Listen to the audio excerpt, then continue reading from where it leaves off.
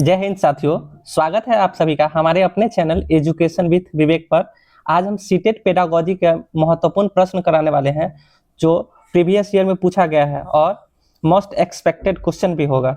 तो चलिए आज का प्रश्न स्टार्ट करते हैं। और प्रश्न स्टार्ट करने से पहले अगर आप मेरे चैनल को फॉलो नहीं किए हैं तो प्लीज़ फॉलो कर लीजिएगा, ताकि हर नए नए प्रकार का वीडियो, नए प्रकार का कंटेंट आप तक पहुंचता रहे।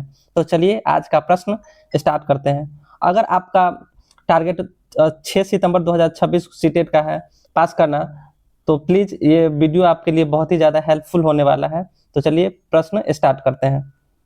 हमारा पहला प्रश्न है, सामाजिक विज्ञान शिक्षण का प्रमुख उद्देश्य क्या है? ऑप्शन नंबर ए को देखते हैं, तथ्यों को रटवाना, या केवल ऑप्शन नंबर बी है केवल परीक्षा की तैयारी करना, या सी ऑप्शन नंबर सी है आलोचनात्मक चिंतन और सामाजिक समझ को विकसित करना, या ऑप्शन नंबर डी है पाठ्य पुस्तक की पूरी करना। तो इसका राइट आंसर कौन सा हो जाएगा? इसका राइट आंसर जो हो जाएगा आपको ऑप्शन नंबर सी जो है इसका राइट आंसर हो जाएगा। चलिए अगला प्रश्न देखते हैं। अगला प्रश्न है हमारा, इतिहास शिक्षण में प्राथमिक स्रोतों का प्रयोग क्यों किया जाता है? ऑप्शन नंबर ए है पाठ जल्दी पूरा करने के लिए, ऑप्शन नंबर बी है विद्यार्थियों को प्रमाणों का विश्लेषण करने के लिए, ऑप्शन नंबर सी है गृह कार्य बढ़ाने के लिए, ऑप्शन नंबर डी है मनोरंजन के लिए। तो इसका ऑप्शन नंबर जो है बी इसका राइट आंसर हो जाएगा, विद्यार्थियों को प्रमाणों का विश्लेषण करने के लिए, जो कि ऑप्शन नंबर बी जो है इसका राइट आंसर है।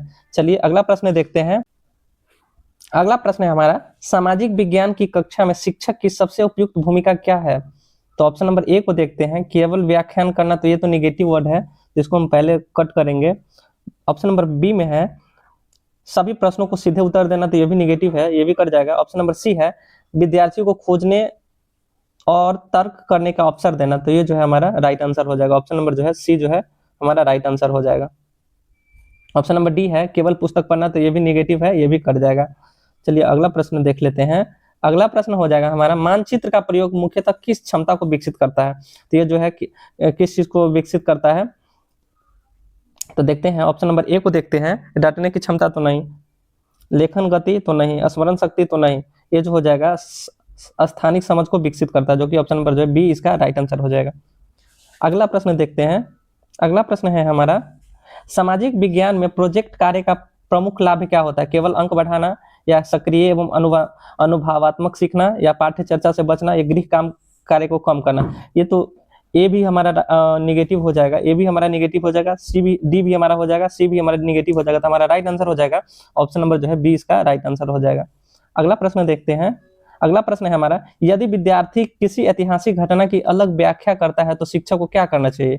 ऑप्शन नंबर ए है तुरंत गलत कहना चाहिए, तो इसको जो है तुरंत गलत कहना चाहिए, या उसे चुपचाप कराना चाहिए, या उसे तर्क प्रमाण पर चर्चा करनी चाहिए, या केवल पुस्तक पर का उत्तर लिखना चाहिए।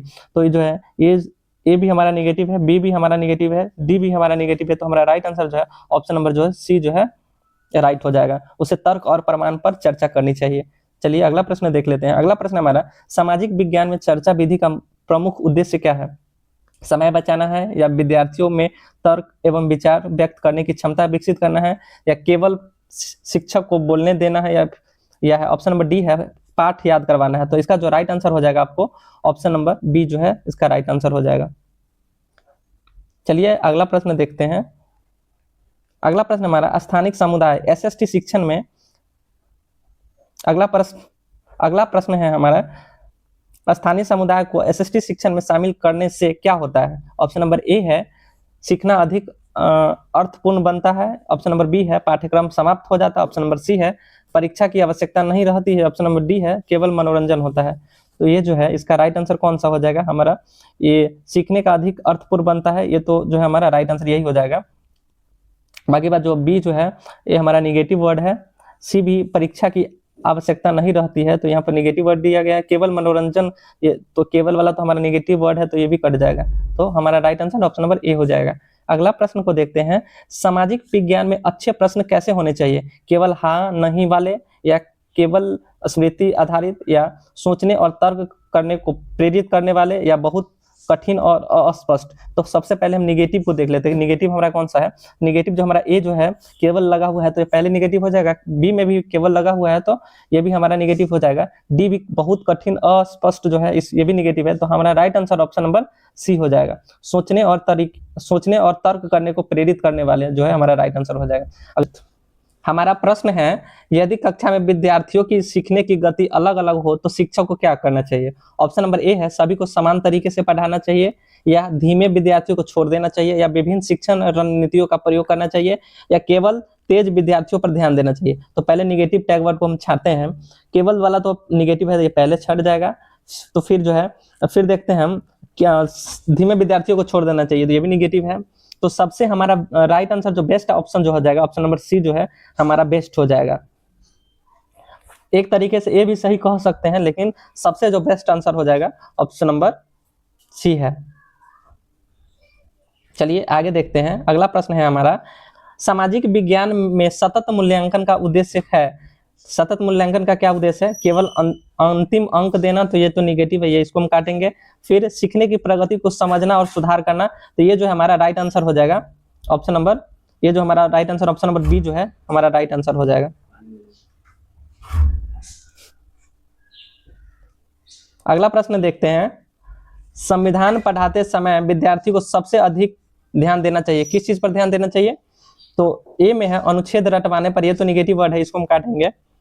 बी में है संवैधानिक मूल्यों की समझ विकसित करने पर, या केवल तरीके याद करवाने पर, या कठिन शब्द याद करवाने पर। तो पहले निगेटिव वर्ड जो है हमारा कठिन शब्द जो निगेटिव वर्ड है, केवल तरीके याद रखवाने, तो निगेटिव ये भी है निगेटिव। तो ऑप्शन नंबर हमारा बी जो है राइट आंसर हो जाएगा। चलिए अगला प्रश्न देखते हैं। अगला प्रश्न है, कक्षा में बहस यानी डिबेट करवाने से मुख्यतः कौन सी क्षमता विकसित होती है? रटने की क्षमता विकसित होती है, तो नहीं, ये कट जाएगा, ये हमारा निगेटिव है।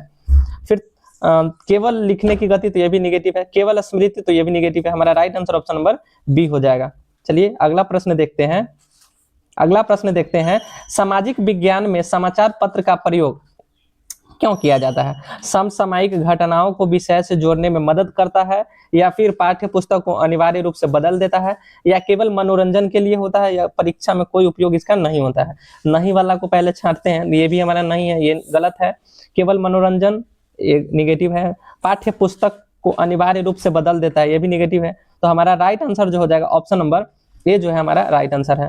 चलिए अगला प्रश्न देखते हैं, एक समावेशी कक्षा में शिक्षक को क्या करना चाहिए? सभी विद्यार्थियों को समान अवसर देना चाहिए, या केवल मेधावी विद्यार्थियों को अवसर देना चाहिए, या कमजोर विद्यार्थियों को अलग रखना चाहिए, या केवल एक ही शिक्षण विधि अपनाना चाहिए?